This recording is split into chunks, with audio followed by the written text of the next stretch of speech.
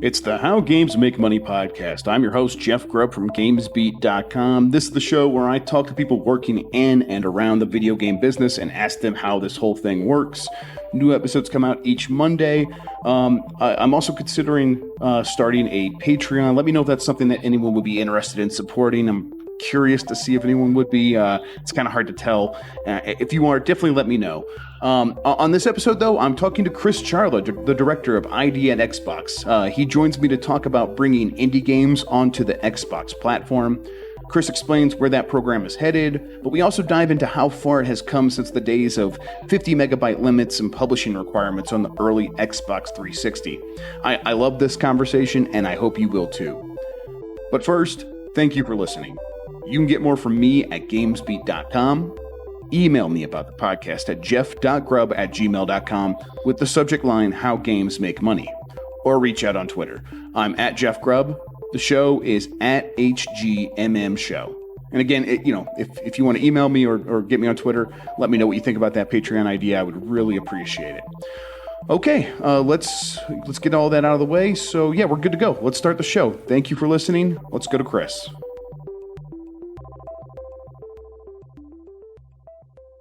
All right, let's do this. Joining me now is Chris Charla. Go ahead and say hi to everybody, Chris.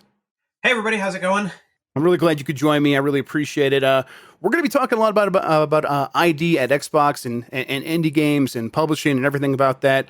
Let's kind of start from a wide view and tell me when ID at Xbox got started, when this was something that you joined and kind of helped get off the ground. What was the original goal and how has that played out over the years?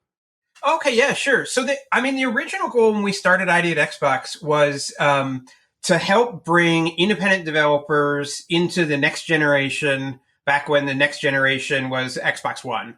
And, we had Xbox Live Arcade on 360, which was this amazing program that was the first real practical way to download digital games on a console. When it started, Xbox Live Arcade, I think the original folks who started it really thought it was going to be arcade games. And, when I was a developer, my company worked on lots of games like, Gauntlet and Robotron and that kind of thing. But a kind of funny thing happened, which was that when developers saw this opportunity space of you can just download these games and they're like $5, that means I could do a really small game and sell it for $5. And I don't have to, if I want to make my own game, have to do a game that justifies a $60 price point and a box and a marketing campaign and a publisher relationship and, manufacturing and that kind of thing. And everybody, I think as soon as Xbox Live Arcade was announced, I think that for developers, and I was a developer at the time when Xbox came out, or Xbox 360 came out, was just this is amazing. To me, I know, I got my 360, I was at my mother-in-law's house. I was in the rain. I waited in line for hours to get it. I brought it home. I attached it to her old 4x3 TV. And, it wasn't, it was cool, but I was I don't know, this game looks like a PS2 port. And then I started downloading games and I was okay, this is the future. This is what next gen is. I am downloading games. I'm getting all sorts of new games. And in that early Xbox 360 era, the Xbox Live Arcade games, you could choose an option to where they would automatically download the trial every week for new games. So you'd come home every Wednesday.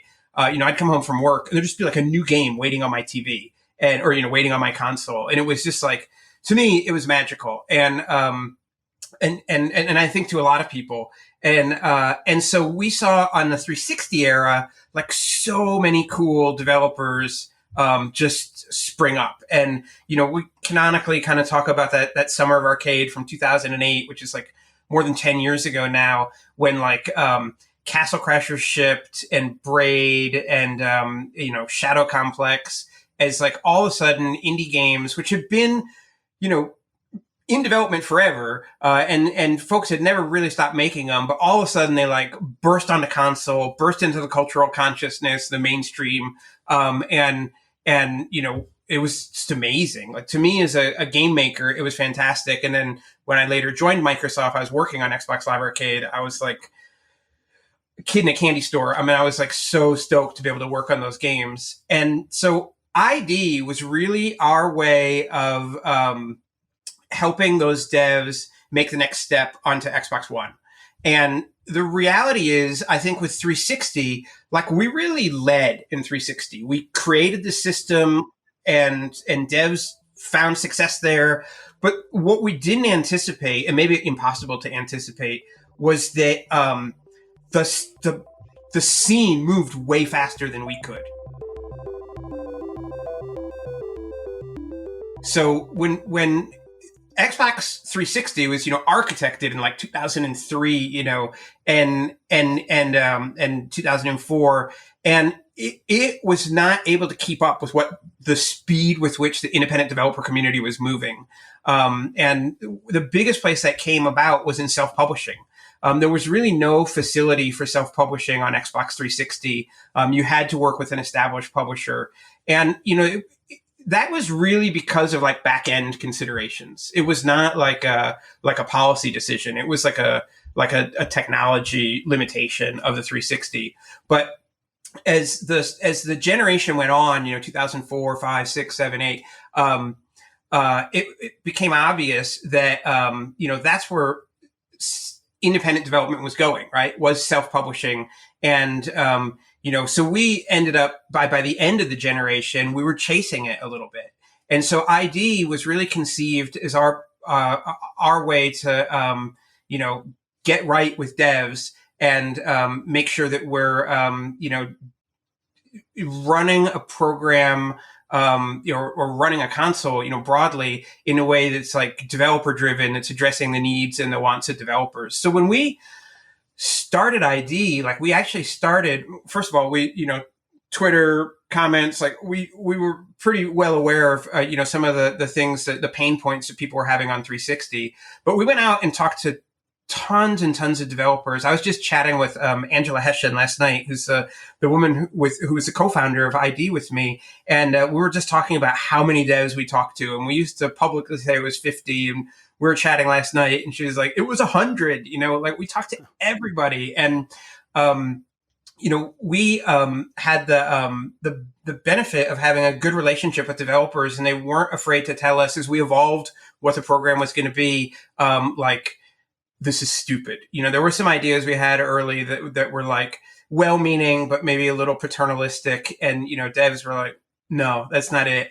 And but I think where we ended up with ID ended up being like a really good place. And when we suddenly were having conversations with developers, and they're nodding and they're smiling and they're like, okay, how do we get started? That's when things are good. And where we ended up, incredibly long answer to a very simple No, I love question, it. Was just make it easy, right? Like, right. We knew, inherently, I knew the power of games from independent developers. I was an independent developer. I love these kinds of games. Like, we knew these were going to be things that were just going to delight players on Xbox. And we knew for Xbox One to be successful, we had to have these games. And so as we talked, Angela, me, Karen Mitchell, like a lot of other people early on in ID, it was like, well, so what's the secret? And the secret was incredibly simple. It was just like, just make it easy, like, the more easy we can make it for developers to get on the platform, so that making the Xbox version is not a daunting challenge. It's just, as boring as humanly possible, not to be cute, but for real. Then we knew we would get these games, and that our players would be happy. And so that has always been the North Star of ID, which was like, make it as easy as possible for devs to ship, and like, great stuff will happen. And then constantly be listening, be talking to developers about what they need, what they want, and work to integrate that in the program as well. Yeah, I mean, man, you take a lot of that stuff for granted now, and you kind of going over the history there. I'm remembering, man, there was like that 50 megabyte limit, and early on in the 360 generation, like, there was sort of a mandate to get games to $60 after the $50, and that sort of maybe made the idea of indie games seem weird for a while. but yeah, it's come so far. I guess the next question then is, where is all of this today? Like, what does the data say about the success of ID and indies on Xbox right now? Yeah, it's. I'll answer that question in a sec. I do want to say it is amazing to think about, like when Xbox 360 launched, like the iPhone hadn't launched. The idea of people like paying money to download a piece of software that only existed on a hard drive or a SD card was just Like Steam was only a couple, like even like only a little bit, like that. The store on Steam was like only just getting started at that point. So yeah, yeah, that's right. Yeah, and it's amazing. It kind of is like a testament to like how right this idea was and how right. much we as a society were ready for it. That it's like hard to, even for folks who lived then.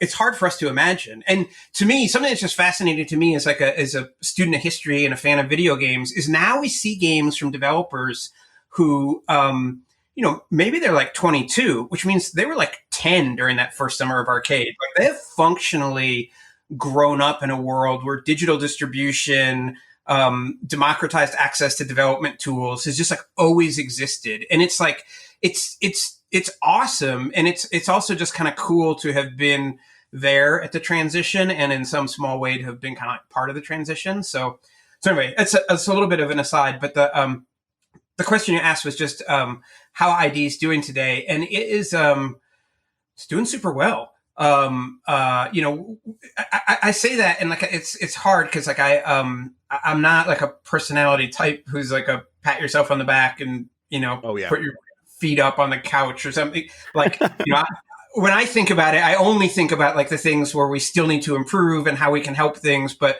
when you do things like you look at the metrics of how many games we've shipped, we're getting, we will have, more than 2,000 games will have shipped through the program very, very soon. When you look at the metrics of how much money we've paid to developers, that number is getting extremely close to $2 billion since 2014.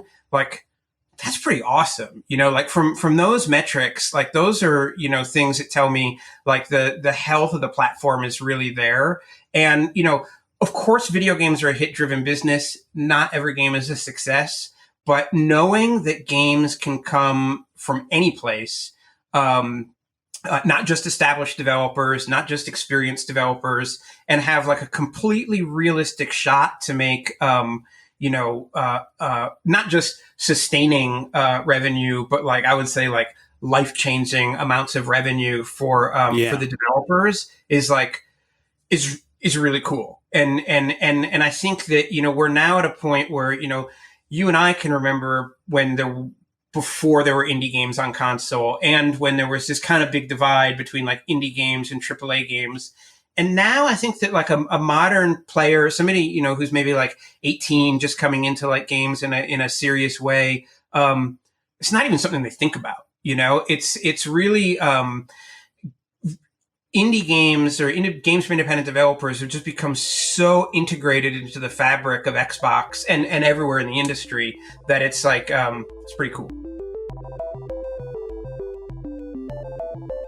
Yeah, I think about my colleague Mike Minotti, who's a few years younger than me. He works with me at GamesBeat, and I remember a few years ago he was saying, we were talking about Game of the Year or something like that, trying to decide what we were going to make Game of the Year, and like indie games would come up, and he'd be like, that's not like really what a Game of the Year should be. And then like for the last several years, like his Game of the Years have been smaller indie games, stuff that have come from that scene, and it's fun to see people their perceptions change, just because at this point it really feels like that distinction is not even worth bringing up anymore, because there's so much good stuff that just can come from anywhere. And what, that might be my next question then.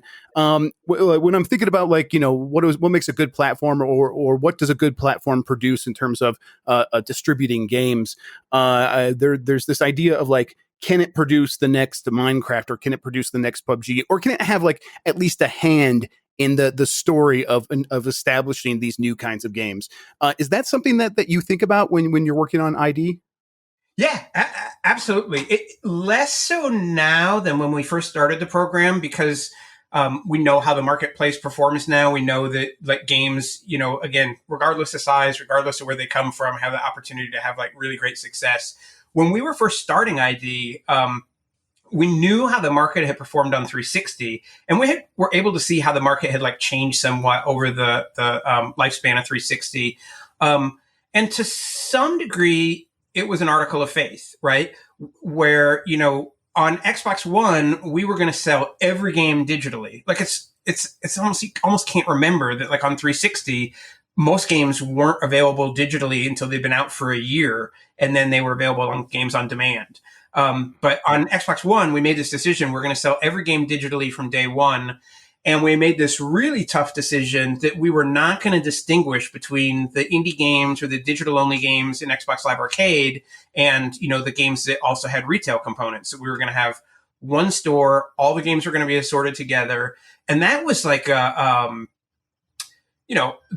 was a fraught decision. Like that was a decision that lots of people had really different opinions on, like what we should do. And I was, I'll be honest, I was somebody who at the outset was like, we can't get rid of XBLA. Like XBLA is like, it's, such a great brand. It's so foundational. Like, will people be able to find these games? I was like, was really nervous about it. And, but eventually I came around and the decision was made. Hey, we're going to have like one store. And, and the argument was consumers are pretty sophisticated. A consumer understands that, not that it existed at the time, but like if they see an untitled Goose Game, for sale for $20 next to Call of Duty for sale for $60, they understand what the difference of those types of games are. They understand the difference of the value proposition, and they're going to not have trouble, making smart decisions in the store. And that's exactly what happened. And, when you talk about like, can a game have that kind of be the next surprise hit? And can that happen on a given marketplace? I know from the sales data, like absolutely, that can absolutely happen on Xbox. Again, I mentioned it before, games are hit driven. Not every game is a success, but you can have absolutely the opportunity to have just a really outsized success on Xbox as an independent developer. How much of how all this works comes down to just sort of letting the developers and publishers figure it out and just providing tools and standing back and letting it happen? And how much of it is establishing policies and curation and making sure that the store works in a certain way by like with a heavy hand? Is there much of that? Yeah, so I would say 98% of it is standing back. And letting developers do what they need to do. Back in the Xbox Live Arcade days, we did have producers on the games, and and their goal, if they were working with Microsoft Studios, was to help those games go from good to great. And those producers did amazing, amazing work. As we moved into idXbox, we kind of had to make this again like a little leap of faith, where we're like, the scene has moved so rapidly, development tools have gotten so good that like, getting in there and sort of like offering feedback on builds like has really hit diminishing returns, and we should just get out of the way and to look at our role a different way. And that was, as somebody who used to be a producer, that was painful for me. I know people who joined idXbox who had been producers, and they were like, we don't do anything. And it's like, nope, we let the developers make the games. And that was like I think an important step just in our own kind of evolution on the platform side of like trusting the developers and like stepping back. But that said, like I think I said some percentage, it was in the 90s, 98 or 95 or something. We still do stuff, right? So, but we've changed what we do from focusing on the game itself to focusing more on the place where we have way more knowledge than the typical developer, which is the marketplace. And, what our players want to play and, the store. And so it's taken two forms. Like one is doing everything we can to inform our developers. And there's more than 4,000 studios now who are part of idXbox. And just giving them all the information we can about what's happening with the store, like how things are performing down to what's the best day to release of the week, what's the best month to release of the year, how we see, things like DLC performing. Should you release DLC really soon after your game launches or late after your game launches? Like when's the best time to release it? and just generalized sales data on how different genres perform and different business models perform and that kind of thing. And it's something where we provide that information, and we provide it from a viewpoint of commercial success. Like, this is what you can do to maximize your commercial success on Xbox. But we're always clear. We do talks all the time at kind of like under NDA events where we talk about this. We're always clear to say, like, look, this is how you can maximize commercial success. And we talk about it because our interests are perfectly aligned there. We're interested in you having commercial success as well. But there's all kinds of different definitions of success. There's creative success. There's the personal success of just, shipping something. And we don't want to dictate what success looks like to developers, because when we think about the platform, we want a diverse array of content, and we don't want everybody chasing what was popular 6 months ago. And so we'll tell people how to be successful, or what things they can do in the marketplace to make sure the game stands out, in terms of like having great looking screenshots or great looking box art, but we don't tell you what box art to do. And so I think that's like a really important point for the program. And I think that has enabled games that might not have appeared if there had been somebody telling them that things were a good idea or a bad idea. Yeah, I really appreciate that. You always hear people complain about too many games on Steam or the eShop or whatever. Oh, there's too much crap, and it's like, just don't buy it is always kind of my response to that. But I think it's, you guys are in such an interesting position, because you talked about like how the developers' interests are your interest, and I'm sure it works the other way, where like the players' interest and being able to find games they want to buy is also in your interest. I guess, like, is a lot of this job like training players and consumers that are willing to buy games to look around the store and find stuff that they may enjoy more that they didn't even realize that they would have enjoyed? Yeah, there's a big part of that. I would say that the other big piece of what we do is looking for cool games that we can surface, and also working on discovery. That's like less my team and more the store team, just like how, and our marketing teams, and like how they can programmatically maximize discovery.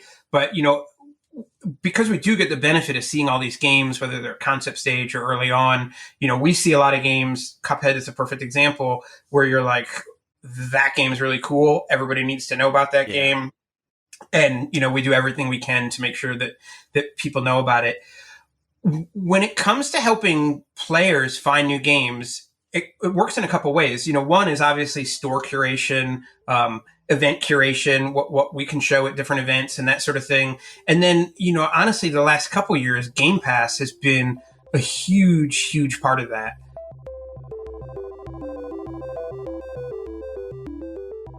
Game Pass is like being like, that seems like the kind of thing where it's such a huge tool for actually doing the thing I was talking about, where like showing people like, hey, try this game. This is like an entire genre that you might be interested in getting into. And now here is a bunch of examples of that in the store. Is that sort of how that works?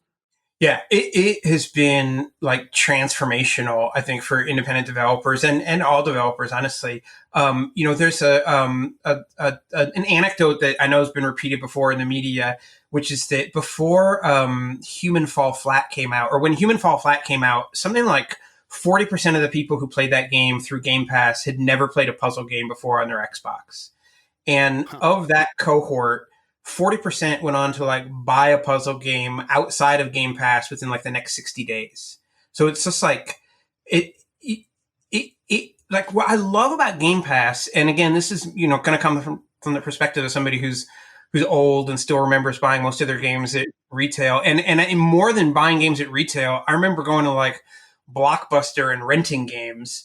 And, the fun thing about going to like a Blockbuster and renting a game was like, you had this huge possibility space, this huge wall. And because you're only spending $2 or $4 or whatever, you could take a risk and, rent like, Wall Street Kid, or, just Romance of the Three Kids, something that is not like a standard game that you might like spend the money on to buy, right? But that you're curious about. And Game Pass kind of enables that same kind of sense of the search for novelty, because the friction of, once you're a member of Game Pass, the friction of getting a game is really just like the download time and the space it takes on your storage device, which is pretty low. We see that people who are part of Game Pass like experiment, try way more games, way more types of genres, and they really do find their next favorite game. And I just love it. I'm lucky because I get a lot of games for free on Xbox, but that feeling of kind of novelty and discovery, I think in some ways in the last like maybe 5 or 6 years, as games, kind of got bigger and bigger, it got lost a little bit, maybe for some players. And that might be a time of your life or how long you've played games thing too. Like, I don't think that's like broadly applicable. But when you suddenly have Game Pass and you have 100 games, more than 100 games to play on Xbox and on PC too, you get that like sense of discovery again. And we really see that that's like a real thing, that people do play lots more games and they, spend more time with those games. And for independent developers, that's just been like a huge boon, especially for folks who do games that, at first blush, might not be something that it's like, obvious that you want to spend money on, but you try it in Game Pass, you have a great time, and then you look for DLC, or you buy the game because it's going to retire from Game Pass or whatever. So it's been like a really great tool for developers, as well as I think a fantastic thing for players.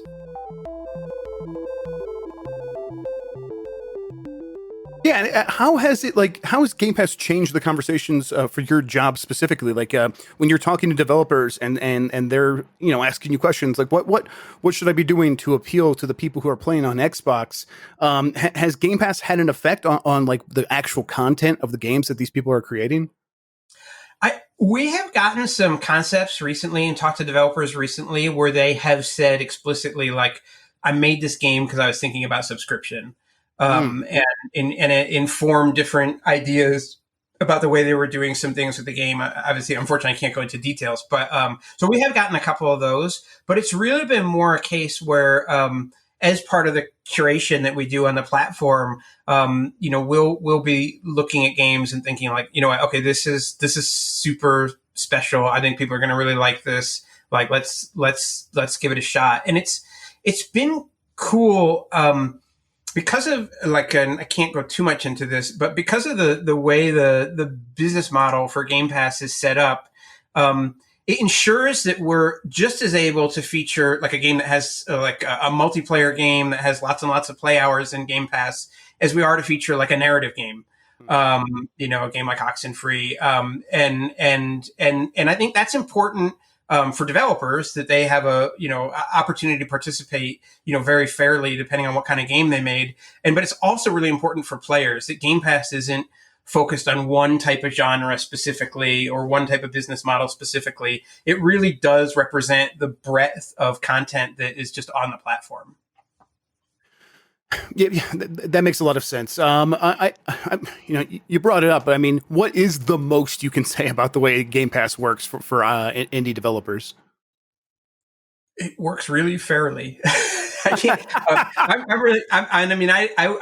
I work with a lot of developers who are putting games into Game Pass, and I probably meet with the Game Pass people enough that we consider ourselves all the same team. But they're really the folks who would have to talk about that. I will say, just empirically or extrinsic, I'm not the best vocabulary person, but the fact that lots and lots of developers are putting second, third, fourth, fifth games into Xbox Game Pass, to me shows that they've been pleased with the results and pleased with how the business model's worked out for them.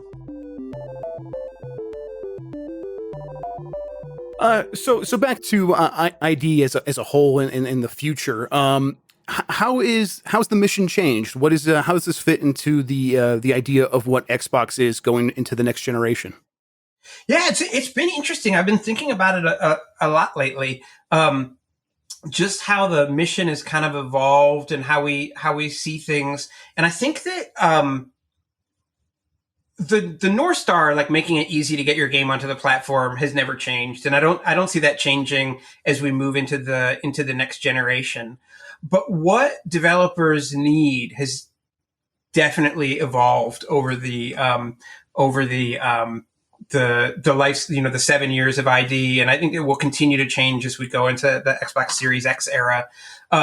And it's, it used to be about platform access and, trying to make things straightforward and getting dev kits. And that stuff is all still super important. We've sent out hundreds of Xbox Series X dev kits to developers in the ID program, and that number is just continuing to ramp up. But the things that are important to developers now really are around things like discovery, marketing, sales. And so we find ourselves providing, well, we still provide a lot of technical information about like, this is, how this technical thing works. The success of engines like Unity and Unreal and GameMaker mean that we get fewer technical questions and more questions about business stuff. And so I would say that as the program moves into the next generation, if I took a step back and just looked at it, I would say like we're no longer, not that we ever really were, but like we're not trying to prove to anybody that indie games belong on the platform. It is clear that games from independent developers are like completely crucial to the success of a console today.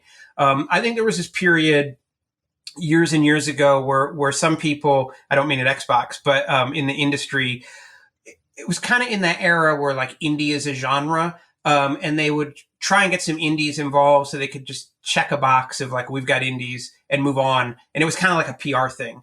For us, it was never really about that. We had the benefit from Xbox Live Arcade of seeing just like how transformational these games were to how people played, and we knew how commercially successful they could be. And so for us, it was always about building an environment where these things would like legitimately thrive and have a sustainable marketplace on Xbox. Today, that's now just foundational. Of course, there's going to be independent games on Xbox Series X. Of course, they're going to be part of the launch lineup and the mix in the first year and everything like that. And so our job is no longer educating people about indie games internally at Microsoft, or it's more about helping independent developers understand how they can be successful as marketplaces change, as player behavior changes, with new business opportunities coming up. So it's been an interesting evolution. Yeah, it sounds like it's not the kind of thing where you guys are just trying to fill in a slot in your marketplace because, you don't have first-party games coming out for a while or something like that. Is that correct? Yeah, absolutely. It's, I would say that's 100% right. I'd say the only place where we still differentiate between indie games and maybe games that are coming from larger publishers is around launch date, with like trying to avoid that holiday rush when like all the giant, quadruple A games ship. Just so that the games have some room to breathe. And, it really is still an issue where for independent developers, they're typically smaller. They typically don't have the resources to do the kind of inorganic marketing campaigns you need to, successfully launch a game in, that Black Friday kind of time frame. And so that is the one place where we still are probably like, Q1, Q2, like those are great time, and will that change as we get into the next generation? I'm not sure. Like it may well do so. There were months where we used to advise independent developers to, try and steer clear, where now like they have great success. Like December used to be a month where we would historically have said like not the best time to launch. And then Arc was like, hey, we're launching there anyway. And we're like, okay. And, had tremendous success. And since then, it's really been a month where we see digital games do super, super well.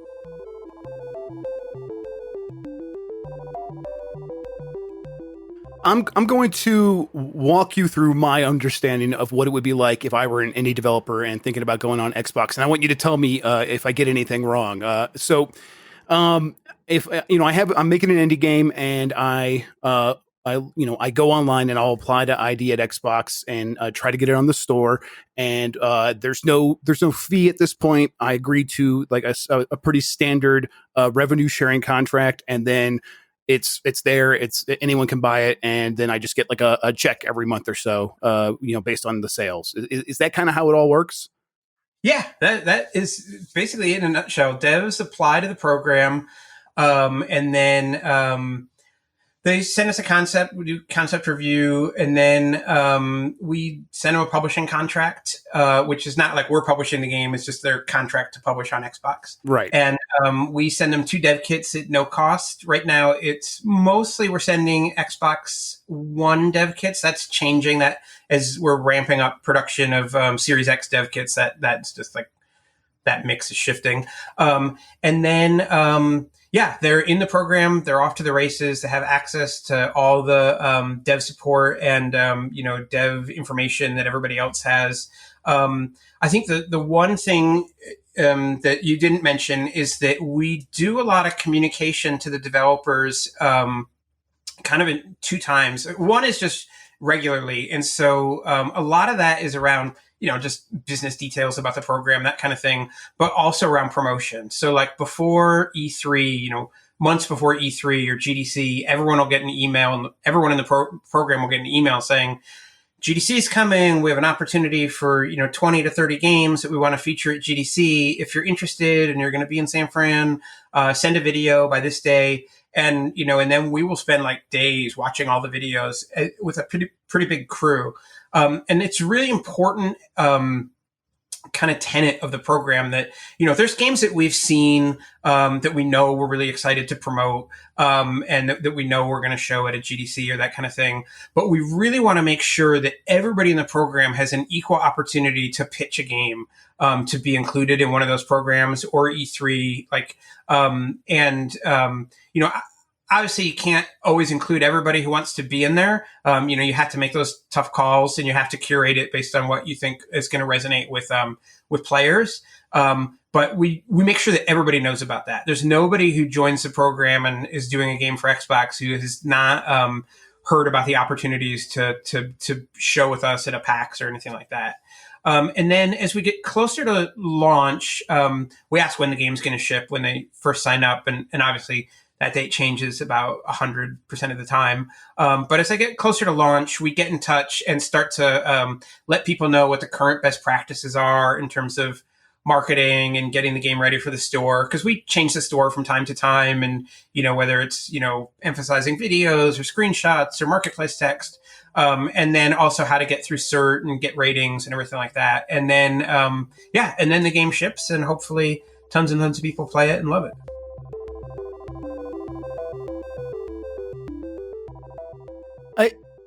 Now, a lot of people apply to be in it. Are you, is there another side of that where you are actively seeking out games from maybe communities and scenes that don't necessarily try to get onto the store, but maybe should be? Yeah, absolutely. Lots and lots of people know how to get their games on Xbox, apply to ID Xbox every day. At the same time, tons and tons of people don't know, right? And it's always shocking for somebody who's new on the program, on our side, and they'll be working at Microsoft for like 6 months or on ID for 6 months, and they'll be like, so many people don't know about it. And it's like, yeah, there's like new people like every day. And Microsoft, from our perspective, we're like this scrappy little part of Microsoft. From other people's perspective, like Microsoft is a large, intimidating company, and it can be hard for people to like even understand how to find the right pathways in. And so we do a lot of outreach globally, honestly, about how to join the program, what to expect, that kind of thing. And it's depending on the market, how it looks is really different. So in Europe, we work a lot with like regional game industry bodies to give like on the ground presentations virtually now, but historically in person in the different territories. We've done some things in Africa to talk to developers, South America, Asia. In the US, it is more, there's less like regional game development bodies, and it's more that we go to like a lot of regional shows, smaller, like, of course, we go to GDC and that kind of thing, but like there's so many small game dev shows in places like Eastern Kentucky and St. Louis, and we try and hit like a lot of those as well. Like we can't hit all of them every year, but we try and constantly be having people go to those, and that's like, it's really important. Recently, we've talked to some affinity groups about how we can just like talk directly to those affinity groups about getting their games on. One of the great things about independent games and digital distribution and the rise of game engines is it's really democratized game development, and it's made making a game a lot less about being like a classically trained technologist and computer scientist, and a lot more about being an artist with a great idea. And of course, like a huge amount of willingness to like work hard and make a game. The problem is that knowledge of the democratization of game development is not equally distributed through the world, right? And so there's still a lot of people who have tons and tons of talent, tons and tons of technical ability, 100% the ability to make a cool game, who don't know even how to get in. And so a lot of our job now is making sure, like, proactively reaching out to make sure those folks know how they can get in, and know that when they get in, that there's like, going to be like a welcoming, response to their content. And so that's been something that has been like really important to us for a while, and something we've been working on for quite a while, to make sure that we, we have a and I'm not just talking about Xbox, but the whole game industry, we have a democratized system now where it's way easier to get a game onto a console or a PC than it was, 15, 20 years ago. Like, how do we get that so that everybody knows about it, and that every, kid who has an idea for a game knows that she or he can actually do it. If they're willing to work hard, of course, it's not hard. It's not easy to make games. I'm not trying to diminish that, but it's just like, it's available now. And so we work really hard on that. This always comes up on every episode. It's how much things change in gaming. It just feels like that's the only thing that really always happens, is that, 1 year is going to feel very different from the next. And Microsoft's very much pushing this right now with stuff like Game Pass and the changes to the platform structure. But overall, like, things are always changing. And is there a way that do you feel that like maybe idXbox can act as a sort of calming force to let people know, like, we're going to help you figure this out together? Yeah, absolutely. We really see that. I mean, that's a great question. So thanks. Like, we really see that as part of our job. Like, we're immersed in the platform side of things, whether it's Game Pass or Project X Cloud or the latest in the store, like 24/7, that is like what we live and breathe. Typical game developer is immersed in their video game 24/7, right? Yeah. And like an average indie studio, whether it's, one person or 8 people or 40 people, they're only shipping a game every 3 years, 5 years, 7 years.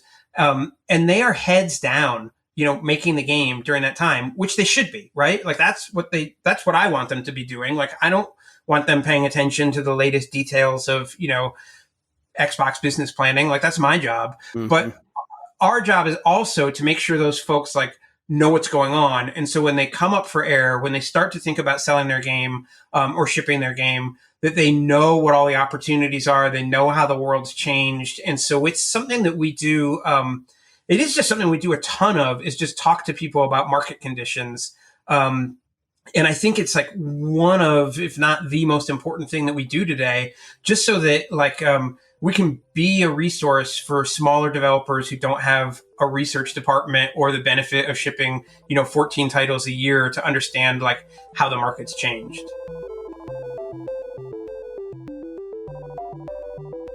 Chris, thank you so much for taking the time to talk with me. I really appreciate it. Yeah, thanks. Thanks a lot. Like, I really appreciate it too. Sorry if I rambled. No, I love it. We've got a lot still to do and a lot we can be doing better, but I am like if I pause for a moment and look back, like we're pretty stoked about the stuff that's happened so far. Yeah, it seems like again, so much has changed. It's come so far, but I agree. I could see like there's still so much to do. It's got to be exciting. You're still excited to come into work every day, right? Oh, absolutely. Even though I now work in my basement, like I am still excited to go to the basement every day. Yeah, same here. Thank you to everybody for listening as well. I'll have another episode next week. Until then, have a good one. Take care of yourself, and goodbye.